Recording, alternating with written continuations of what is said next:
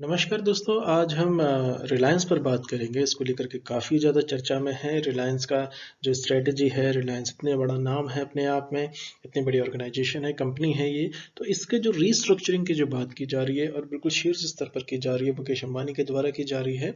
तो इसका क्या मतलब होगा? तो इसमें ओ टू सी की बात इसमें की जा रही है। तो मैं आपको बताता चलूँ कि ऑयल टू केमिकल्स का इसका मतलब हुआ। ओ टू सी का तो होगा, एक कंपनी का नाम होगा। सितंबर तक ये तैयार करने का खाका तैयार किया जा रहा है। तो रिलायंस इंडस्ट्रीज के राजस्व में जो है 60% से ज़्यादा हिस्सेदारी पेट्रोलियम बिजनेस की है। तो इसको लेकर के इसका फ़ायदा क्या होगा, रिलायंस इंडस्ट्रीज का स्वरूप क्या होगा नया, इसमें रिलायंस ओ टू सी का क्या मतलब होगा, 100% सब्सिडरीज का, रिलायंस रिटेल की हम इसमें बात करेंगे, रिलायंस हम जियो की बात करेंगे इसमें। और इसमें हम ये देखेंगे कि ये क्यों किया जा रहा है पुनर्गठन, जो इसकी रीस्ट्रक्चरिंग की बात की जा रही है, इसको क्यों किया जा रहा है। और इसका हम इंसाइट, इसको कहते हैं कि हम इसका डीप एनालिसिस करेंगे, डेटा के साथ करेंगे।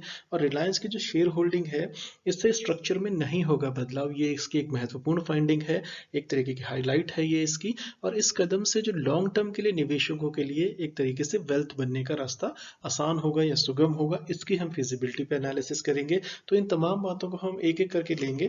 इसके साथ साथ हम ये देखेंगे कि जो बदलाव है, तो देश की जो सबसे बड़ी कंपनी है रिलायंस RIL, और ये जो रीस्ट्रक्चरिंग की सबसे बड़ी एक्सरसाइज के तौर पर इसे देखा जा रहा है, सबसे बड़ी एक्सरसाइज के स्वरूप इसका देखा जा रहा है। तो अपने मुख्य बिजनेस जो इसका ऑयल रहा है, इससे ये खुद को अलग करेगी। जो रिलायंस बनाएगी, सब्सिडरी बनाएगी, तो जो ये तेल के बिजनेस से बेसिकली इसको अलग करने की बात की जा रही है। तो इसका जो होगा तमाम, इसमें काफ़ी सारे पहलू हैं। इसमें जो एनालिसिस पार्ट होगा वो बहुत सिग्निफिकेंट होगा मार्केट के लिहाज से।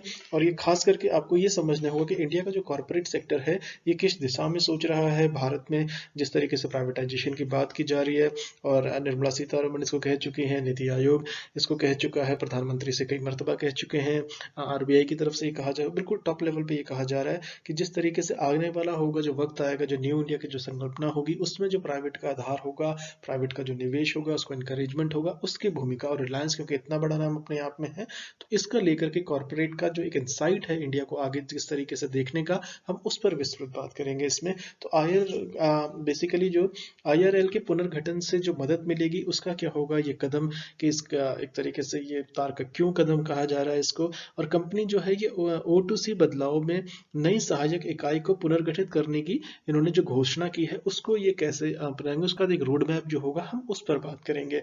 तो पुनर्गठन की जो प्रतिक्रिया, जो ये प्रक्रिया है, ये वित्त वर्ष 2022 की दूसरी तिमाही तक पूरी हो जाने की संभावना है। तो इसमें बहुत तेजी से काम होगा। मैंने एक रिलायंस का रिटेल वाला जो मैंने फीचर इसमें काफ़ी पहले तैयार किया था, उसमें जो इनका जो मेथड था, जो इनका बहुत ज़्यादा फाइन प्रिंट में निकला था, बहुत ज़्यादा क्रिस्टल क्लियर था।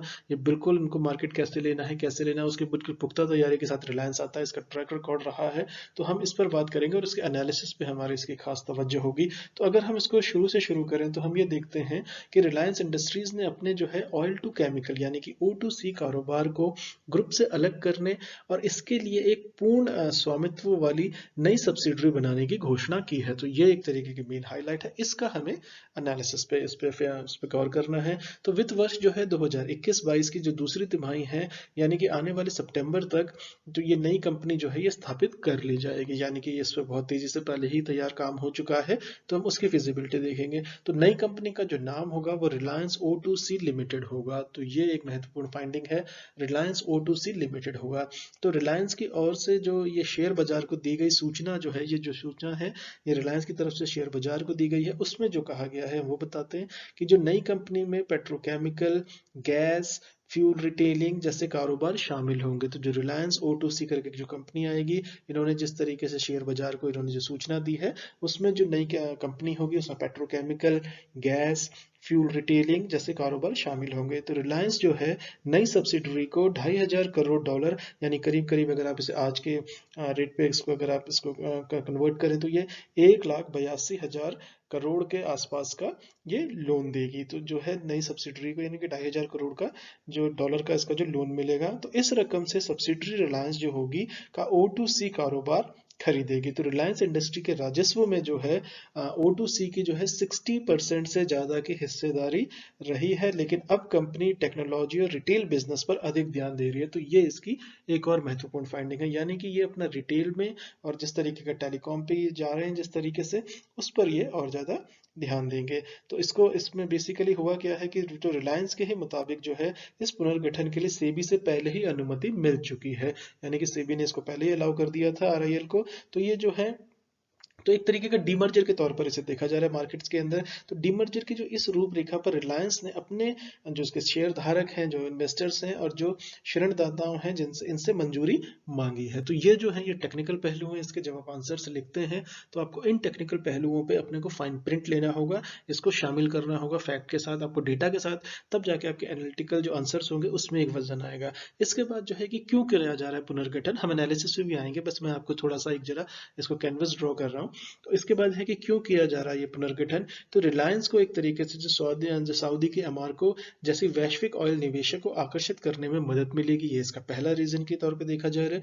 दूसरा जो है कंपनी अपने O2C वैल्यू चेन के कारोबार के अवसरों का फायदा उठा सकेगी, क्योंकि जो इसकी सप्लाई चेन है काफी ज्यादा मजबूत है, मार्केट की स्टडी है, रिलायंस का तजुर्बा बहुत बड़ा है। तो इसके मुताबिक जो है कि उस कारोबार के अवसरों का फायदा उठा सकेगी, जिस तरीके से रिलायंस ने बिल्कुल फाइन प्रिंट में अपने रिटेल मार्केट को कैप्चर करने के लिए पूरी भूमिका, मैंने वो खुद लेक्चर किया था, मुझे याद है कि कितना ज़्यादा उसके अंदर डिटेलिंग थी रिलायंस की तरफ से। इसके बाद जो है कि स्ट्रेटेजिक पार्टनर्स आसानी से साथ आ सकेंगे और वो जो है उस पर्टिकुलर सेक्टर के अंदर फिर वो निवेश कर सकेंगे। तो इसको हम बहुत ओवर सिंप्लीफाई कर रहे हैं, इसको भी हम डिटेल में आगे देखेंगे।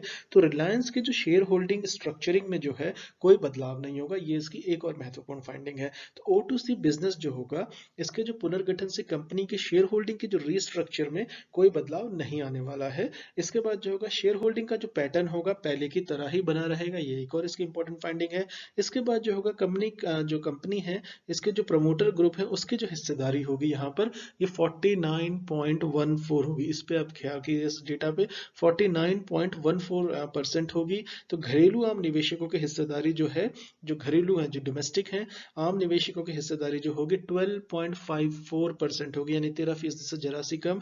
और 49 प्रमोटर ग्रुप जो होगा 49.14, घरेलू निवेशक जो आम निवेशक है उनका होगा 12.54%, और जो विदेशी संस्थागत निवेशक हैं इनकी जो हिस्सेदारी होगी ये 25% से जरा सी कम होगी, यानी 24.49% होगी। और जो बाकी बची हिस्सेदारी है 13.83, ये इसके स्तर पर ही बनी रहेगी जो अभी मौजूदा है। इस कदम से क्या होगा कि जो लॉन्ग टर्म निवेशकों के लिए वेल्थ बनाएगा, ऐसा रिलायंस का भी मानना है। और ऐसा मैं आपको मॉर्गन स्टैनली के बारे में बात करूंगा, उनका क्या कहना है, किस तरीके से उन्होंने मार्केट को स्टडी करके बताया इस स्टेप के बारे में, उस पर भी हम डिटेलिंग करेंगे। इसके बाद जो है अभी थोड़ी देर में ही करते हैं। इसके बाद जो है कि ये जो एक तरीके से लॉन्ग टर्म में निवेशकों के लिए वेल्थ बनाएगा, ये इसको मद्देनजर रखते हैं, यानी कि फ्यूचर को पूरी तरीके से मद्देनजर रखते हुए ये सारा कुछ किया जा रहा है, जिसकी सेबी पहले ही अनुमति दे चुका है। तो पुनर्गठन से कंपनी को जो है O2C बिजनेस के लिए स्ट्रेटेजिक निवेशकों की भागीदारी हासिल करने में मदद मिलेगी। रिलायंस अपने O2C एसेट्स को मोनेटाइज कर पाएगी, और जिस तरीके से ये इससे कंपनी अपनी बैलेंस शीट को मजबूत करने के साथ साथ जो है जियो और रिटेल बिजनेस का वैल्यूएशन को बढ़ा सकेगी। ये इसकी एक और महत्वपूर्ण फाइंडिंग है कि जियो के साथ और रिटेल बिजनेस के साथ, यानी टेक्नोलॉजी का इसमें एंगल है एक, और इसके साथ जो रिटेल बिजनेस का जो वैल्यूएशन है उसको बढ़ा सकेगी। तो कंपनी के बैलेंस शीट पर भी किसी प्रकार का दबाव नहीं है, जिसकी वजह से रिलायंस जो है इसको बहुत आसानी से कर जाएगी। तो बिजनेस को डिमर्ज करने से वैल्यूएशन को लेकर ज्यादा स्पष्टता आएगी, काफी ज्यादा क्लैरिटी हो जाएगी। तो शॉर्ट टर्म में रिलायंस के शेयरों पर कोई बड़ा प्रभाव नहीं पड़ेगा, लेकिन लॉन्ग टर्म में जो है ये डेफिनेटली जो है, इसको मैंने स्टडी भी किया है, मुझे भी यही लगता है, इसमें कंफर्म है कि लॉन्ग टर्म में निवेशकों के लिए ये वेल्थ बनाने जा रहा है, ये वाला जो कदम है रिलायंस का। इसके आगे अगर हम इसको अब थोड़ा सा और ज्यादा अंदर डीप से इसको एनालिसिस करें, उसके बाद हम इसका मेगा एनालिसिस करेंगे। तो रिलायंस इंडस्ट्रीज ने जिस तरीके से निवेशक ने तेल से लेकर रसायन तक, यानी कि केमिकल्स तक O2C व्यवसाय में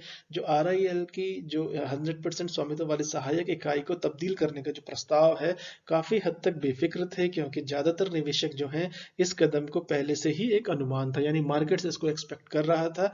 ये एक और इंपॉर्टेंट फाइंडिंग है। तो RIL के जो शेयर हैं ये 22 फरवरी को ये BSE पर 0.8% चढ़कर बंद हुआ था, और दिन में जो कारोबार है इसमें 2% की तेजी, यानी कि बहुत सिग्निफिकेंट अमाउंट की तेजी इसमें दर्ज की गई थी।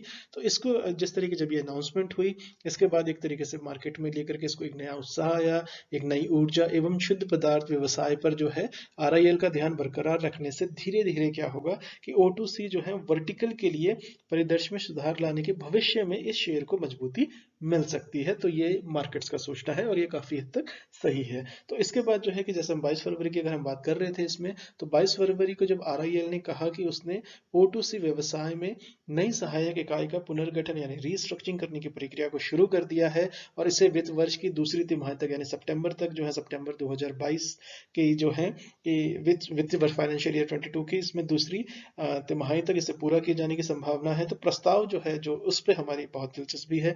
प्रस्ताव के अनुसार जो है RIL अपनी रिफाइनिंग और पेट्रोकेमिकल पेट्रो रसायन व्यवसायों के साथ साथ जो है ईंधन, इसमें एक तरीके के इंफ्रा उपक्रम, RIL के 51% हिस्सेदारी जिसको बोलते हैं सिब्यूर के साथ संयुक्त उपक्रम जो है इसका 74.9% है। Recron, RP chemicals, Malaysia, ethanol pipeline, इन सब का भी हम डिटेल एनालिसिस अभी करते हैं। इसके बाद जो है परिसंपत्तियां जो है इसकी O2C बिजनेस में ये स्थानांतरित करेगी। तो ये बहुत इंपॉर्टेंट, अगेन ये इंपॉर्टेंट हाईलाइट है इसकी। तो कुल मिलाकर RIL की जो है $40 अरब की जो लॉन्ग टर्म परिसंपत्तियां हैं और इसमें जो $2 अरब की शुद्ध कार्यशाली जो पूंजी है एक तरीके की O2C इकाई में स्थानांतरित करी जाएगी। तो बहुत बड़ा सिग्निफिकेंट अमाउंट है, बहुत मैसिव प्लानिंग है, लेकिन बहुत फाइन डिटेलिंग के साथ है। तो इस पुनर्गठन का जो है RIL को एक तरीके से वित्तीय तथा शेयर धारकों में कोई प्रभाव नहीं पड़ेगा, ऐसा रिलायंस की तरफ से भी कहना है, रीएश्योर करने के लिए भी है, ये एक पोस्चरिंग है। इसके साथ साथ इसके अलावा जो है न्यूमेरिका के जो न्यूमोरा के जो न्यूमोरा का जो कहना है वो ये कहना है कि O2C इसका डीमर्जर यानी इसे अलग इकाई में तब्दील किए जाने की प्रक्रिया जो है O2C परिसंपत्तियों पर टैक्स नेटवर्थ पर आधारित होगी, जो उसका एक तरीके से जो नेटवर्थ होगी, और इस सौदे को जो है RIL के लिए अनुकूल बना लिया जाएगा। तो इस प्रस्ताव को एक तरीके से RIL की रणनीति में बड़े बदलाव की तरफ भी मार्केट्स देख रहे हैं, एनालिस्ट देख रहे हैं इसको, क्योंकि जो नई O2C इकाई जो कार्बन डाइऑक्साइड जिसको कहते हैं CO2 को उपयोगी उत्पादों और रसायनों में तब्दील करने के लिए नई पीढ़ी में जो ये आएगा, जो फ्यूचर है एक तरीके का एनवायरनमेंट को लेकर जो बहुत कंसर्न्स हैं, तो नई पीढ़ी के कार्बन कल्चर एक तरीके से इसमें जो होगा स्टोरेज, उसमें प्रौद्योगिकियों में निवेश करेगी। तो ये बहुत है, यानी कि रिलायंस बहुत आगे की सोच के चल रहा है। तो अगर हम यहाँ पे मॉर्गन स्टैनली की बात करें तो उनका जो कहना है ये है कि जहाँ पर ये जो नया प्रस्ताव है ये उम्मीदों के अनुरूप था, इसमें कोई सरप्राइजेस नहीं है, मार्केट इसे एक्सपेक्ट कर रहा था, एंटिसिपेट कर रहा था। तो वहीं जो है आपका CO2 का इस्तेमाल का फोकस नया है, तो ये इसमें एक एडिशनल एक तरीके का नया फीचर एडअप हुआ है जो इससे भविष्य में कार्बन संबंधित निवेश का पता चलता है। यानी रिलायंस जो है फ्यूचर में वो इस तरफ भी जाने की पूरी पूरी प्रबल संभावना है और ये जाएगा ही। इसके बाद जो नई ऊर्जा और पदार्थ का जो व्यवसाय का जो मकसद है 2035 तक समूह जो है ये रिलायंस ग्रुप के लिए जो है शुद्ध कार्बन जीरो की ओर उपलब्धि हासिल करना चाहता है। ये बैकड्रॉप है रिलायंस की जो थिंकिंग है सबके पीछे 2035 तक।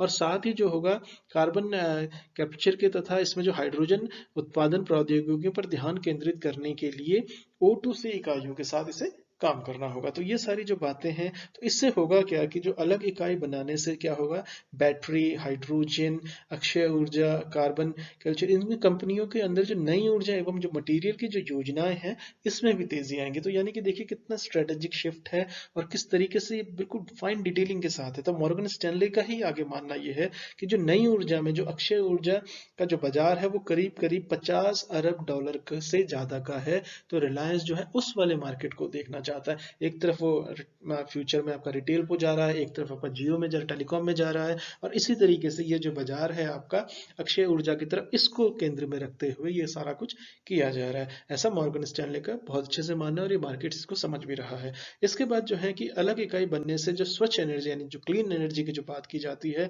उसके साथ साथ क्या होगा, O2C व्यवसाय को मदद मिलेगी और निवेशकों को जो व्यक्तिगत वर्टिकल्स हैं उसमें अपना पैसा लगाने का एक विकल्प मिलेगा कि जो शेयर होल्डर्स हैं, जो निवेशक हैं, जो उसमें आना चाहते हैं वो कहाँ पे लगाएं। तो मॉर्गन स्टैनले ने इसके लिए जो है ₹2252 के एक तरीके से साथ जो शेयर की गिरावट ओवरटेकिंग बरकरार रखे, पर ये इतना इंपॉर्टेंट नहीं है यहाँ पर। लेकिन इसमें जो मेन है वो ये है आपका कि रिलायंस जो है किस स्टेप्स से ये चलना चाहता है। 2035 तक का इन्होंने रोड मैप बनाया है, बल्कि उसके बियॉन्ड भी मैं कहूँगा। तो रिलायंस जो है 15 साल की सोच रहा है यहाँ पर, किस तरीके से वो आगे जाना चाहते हैं, किस तरीके से रिलायंस की संरचना बनेगी और किस तरीके से एक इस कॉर्पोरेशन का एक दबदबा बनेगा, एक तरीके का जो है तो उसकी प्लानिंग के तौर पर इसको देखा जा रहा है, और इससे इन्वेस्टर्स को भी फायदा होगा। और इसमें देखते हैं कि आगे वक्त बताएगा कि ये कितना ज़्यादा अपने प्लान्स पर ये खरा उतरा है। तो इसको अगर हम अब एनालिसिस की पार्ट पर आ जाएं अगर हम इसका, तो हम ये देखते हैं कि जो आपका जो है कि रिलायंस ने जो है O2C यूनिट के लिए 25 बिलियन का जो एक तरीके का लोन है, जो ऋण है, 25 बिलियन डॉलर की बात हम यहाँ पर कर रहे हैं। इसके साथ जो है O2C इकाई को एक तरीके से रिलायंस ने इसका पृथक्करण करने की जो एक तरीके से इस सेपरेशन से क्या होगा कि ये रिवाइव कर पाएगा, जो स्टेक सेल जो अमार्को को इसने दिया था उसको ये रिवाइव करने की पोजीशन में आ जाएगा। तो रिलायंस इंडस्ट्रीज लिमिटेड ने अपने जो है ऑयल टू केमिकल्स यानी O2C ऑपरेशन को एक स्वतंत्र इकाई के रूप में जनक के एक तौर पे देखा जाए इसको, तो इसमें 25 अरब डॉलर ऋण के साथ शुरू करवाया है, क्योंकि जो अरबपति मुकेश अंबानी हैं, इन्होंने अपने व्यवसाय के मूल्यों को अनलॉक करने के प्रयासों को आगे बढ़ाया है। इसमें आप बिल्कुल देख सकते हैं, जैसा मैंने बिल्कुल शुरू में कहा था कि इसको मुकेश अंबानी की तरफ से इसको आगे बढ़ाया जा रहा है, उनकी तरफ से ऐसा कहा जा रहा है। तो पूर्ण स्वामित्व वाली इकाई जो है इसकी परिसंपत्तियों में ब्याज असर वाले जो ऋण हैं उसके द्वारा जो वित्त पोषित किया जाएगा, जो स्टॉक एक्सचेंज के साथ साथ दायरे में प्रस्तुत करने के अनुसार जो है, तो किसी भी संभावित पूंजी प्राप्ति सहित इसके लिए ये किया जाएगा, जिसकी अनुमति जो है सेबी से पहले ही इनको मिल चुकी है। तो एक तरीके से कैश के लिए ये बहुत एक तरीके बहुत ज्यादा कुशल तंत्र के तौर पे काम करेगा, यानी लिक्विडिटी की कोई प्रॉब्लम नहीं होगी, वर्किंग कैपिटल मैनेजमेंट इनका बहुत अच्छा रहने वाला है। तो तेल रसायनों ने पिछले वित्तीय वर्ष में समूह को राजस्व का 60% से अधिक जो है योगदान दिया था, और एक तरीके से प्रौद्योगिक और खुदरा यानी कि रिटेल इसके व्यवसाय में, जिसमें ये कि इसमें एक तरीके से धुरी रहा है या पिविटल रहा है ये। तो अगर इसको हम इस बिजनेस को अगर हम विभाजित करने के लिए जो मुकेश अंबानी की तरफ से कहा गया है, उससे निवेशकों को लेना, मतलब फ्यूचर में जो निवेशक आएंगे उनको लाना और आसान हो जाएगा, और सऊदी अरब कंपनी को प्रस्तावित हिस्सेदारी की जो बिक्री है उसमें तेजी लाने में मदद मिलेगी इनको। तो जिससे क्या होगा कि डेप्थ फ्री और चला जाएगा, इसमें आगे फ्यूचर के लिए भी एक तरह का क्वेश्चन मिल जाएगा इन्हें। तो इस इकाई के निर्माण में अगर आप इसे देखें तो रणनीति और जो फाइनेंशियल निवेशक हैं, इसमें जो इन्वेस्टर्स हैं, उनकी भागीदारी को ये सरल बनाता है, सुविधाजनक बनाता है, आरामदेह बनाता है, और उन्हें सुनिश्चित करता है लॉन्ग टर्म वेल्थ क्रिएशन का एक एश्योरेंस देता है। तो इसके मद्देनजर जो कोर अगर हम कहें कि सारी जो ये एक्सरसाइज की जा रही है, ये कोर जो यहाँ पर ये आता है, और ये जिस तरह से मैंने कहा 2035 को सोच के किया जा रहा है, तो ये जो अलगाव जो है एक तरीके से सितंबर तक पूरा करने की उम्मीद है। तो बाजार के जो नियामक हैं और जो स्टॉक एक्सचेंज से अनुमति इनको पहले ही मिल चुकी है, इनको जो फॉर्मेलिटीज हैं वो पहले ही प्राप्त हो चुकी हैं। तो कंपनी जो है वित्त वर्ष जो है 2022 की पहली तिमाही के अंदर जो शेयरधारक लेनदारों से मदद मांगेगी। तो उसमें जो मुकेश अंबानी ने अपने खुदरा और डिजिटल जो इनके उपक्रम हैं, इनकी हिस्सेदारी में बिक्री के माध्यम से, जिस तरीके की फेसबुक और फेसबुक इंक की हम बात कर रहे हैं यहाँ पर, गूगल के सहित जो वैश्विक जो बड़े बड़े निवेशक हैं, इन्वेस्टर्स हैं, पिछले साल जो है इन्होंने जो करीब करीब जो है 27 बिलियन डॉलर से अधिक की कमाई की है, जिससे रिलायंस नेट जो है कि वो जो नेट डेप्थ है इनकी, जिससे रिलायंस जो है वो फ्री हो गया है। तो पिछले वर्ष भी इसमें क्या गया था, उसका जो सोल ऑब्जेक्टिव था कि ये डेप्थ फ्री होना चाहते थे, जिसमें इन्होंने सफलता हासिल कर ली थी। तो अगर हम ये देखें कि जो वेस्टर्न इसमें जो पश्चिमी तट है, इसमें जो 2 रिफाइनरी हैं, इनका जो वित्त पोषण के लिए जो रिलायंस ने 2 बार पहले जो है अलग अलग इकाइयां मांगी हैं, तो इसको एक तरीके से इन प्रोजेक्ट्स को पूरा करने के लिए संस्थाओं को इनका जो इसमें कहा गया, तो जो जिस तरीके से भी आगे बढ़ा जा रहा है, जो इसका जो रैशनल देखा जा रहा है, उसके मद्देनजर क्या है कि इसमें 1.4 मिलियन बैरल कच्चे तेल की जो है प्रक्रिया कर सकता है ये, जिससे कि है कि दुनिया का ये जो है सबसे बड़ा एक तरीके का ये अपने इस क्षेत्र के अंदर ही सबसे बड़ी और ये कंपनी कॉर्पोरेशन बन सकती है। और एक बार ये जो स्पिन ऑफ जो है अगर ये पूरा हो जाता है, इसके बाद जो रिलायंस इंडस्ट्री केवल जो है KG-D6 block financial services, group treasury और जो इसको टेक्सटाइल का व्यवसाय है, इसके सहित जो है ये एक तरीके की अपस्ट्रीम तेल वाला और ये जो गैस की खोज उत्पादन, इसका निर्माण करेगी और समूह की जो होल्डिंग कंपनी के रूप में कार्य करेगी। तो ये इसका जो है बहुत एक तरीके की ये फाइनल आउटकम इस तरीके का कुछ होगा, इस दिशा में कुछ होगा। तो इसके बाद अगर हम बात करें खुदरा व्यापार के, हम अगली स्लाइड पे देख लेते हैं।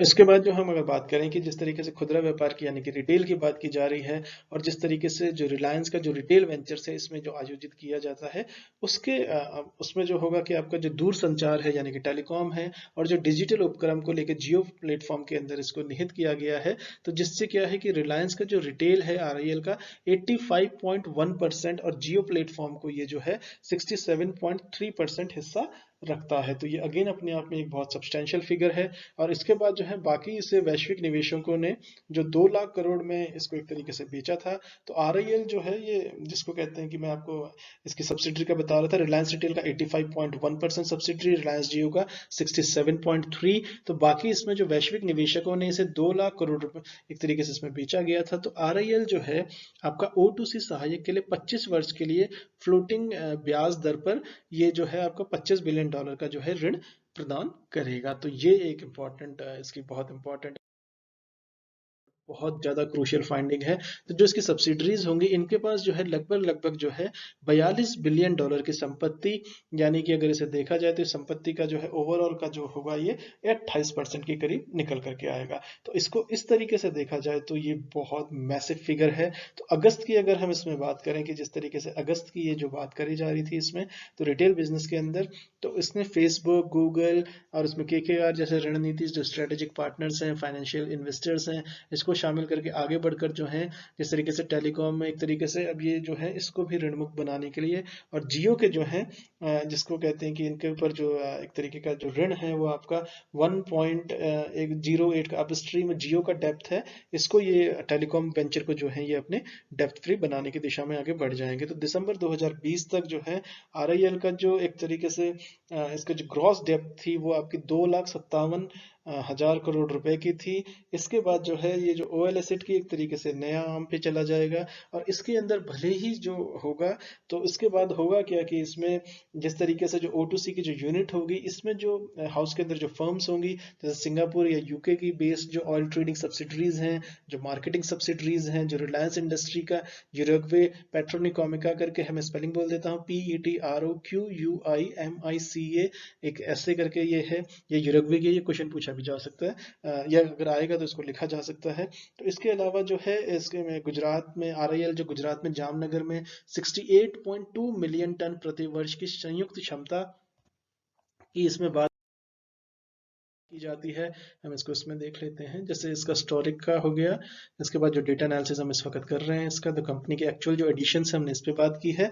इसके साथ साथ जो है गुजरात के जो हम बात कर रहे थे जामनगर में जो है 68.2 मिलियन टन प्रति वर्ष की संयुक्त क्षमता के साथ जो है ये एक तरीके के ऑयल रिफाइनरियों के मालिक हैं, इसका संचालन करते हैं। तो ये जो है जामनगर, दाहेज, हजीरा, नोगाठाने, वडोदरा, पातालगंगा और ये सिलवासा, बाराबंकी और ये होशियारपुर, इन इकाइयों के साथ देश का सबसे बड़ा जो है पेट्रोकेमिकल निर्माता ऑलरेडी ये हैं। तो इसके साथ साथ अगर हम बात करें तो जो कंपनी जो है KG6 के D ब्लॉक में इसका 66.6% की हिस्सेदारी रखती है, और जहां पर BP के साथ जो है ये गैस खोजों में, इसको हम देख लेते हैं, जहां पर BP के साथ जो है ये गैस खोजों का जो है दूसरा सेट विकसित करने में लगभग जो है $5 बिलियन का निवेश कर रही है। तो आप देखें कि फाइनेंशियल वेल्थ की कोई प्रॉब्लम नहीं है यहाँ पे, काफी लिक्विडिटी, जिस तरीके हमने शुरू में भी कहा था कि लिक्विडिटी में इनको कोई प्रॉब्लम नहीं आने वाला, वर्किंग कैपिटल मैनेजमेंट का ख्याल पहले ही रखा गया है। तो बे ऑफ बंगाल में यानी कि बंगाल की जो खाड़ी में जो है NEC 25 ब्लॉक भी जो है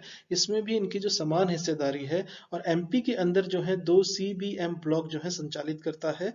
तो ये एक तरीके के जो अपस्ट्रीम एसेट्स को O2C का ये हिस्सा नहीं होंगे। तो ये एक इसमें इसकी फाइंडिंग निकल करके आएंगी। तो जिस तरीके से सिबनूर वगैरह, इसको तो अब रिलायंस की जो अब ये मेगा प्लानिंग देखें इसको समझने के लिए इस पर हम और भी फ्यूचर में करेंगे, जिस तरीके सितंबर में इसको डेफिनेटली करेंगे।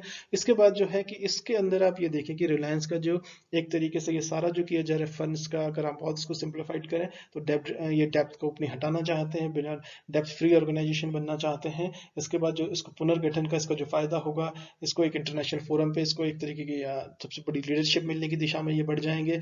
टेलीकॉम पे ऑलरेडी इनका एक तरीके का खाली एयरटेल है, वोडाफोन का इतना नहीं है, BSNL का ऑलमोस्ट मतलब पुरानी बात हो गई है वो। तो इसके बाद जो है कि टेलीकॉम के और रिटेल के अंदर जिस तरीके से फाइन प्रिंट के साथ ये आए हैं, आ रहे हैं, तो उसके बाद जो रिटेल का जो सेक्टर होगा वो चेंज हो जाएगा। कार्बन के जो इमिशंस हैं उसको ये एड्रेस कर लेंगे, एनवायरमेंट कंसर्न्स को एड्रेस कर लेंगे। उसके बाद ये अपने को और एक्सपेंड करेंगे या अपने को डाइवर्सिफाई करेंगे। तो रिलायंस के जो मेगा प्लान्स हैं उसके मुताबिक जो ये वाला जो रिस्ट्रक्चरिंग है ये बहुत सिग्निफिकेंट होने वाला है। चलिए हम आपसे नेक्स्ट लेक्चर में मिलते हैं। Thank you so much for listening. नमस्कार दोस्तों।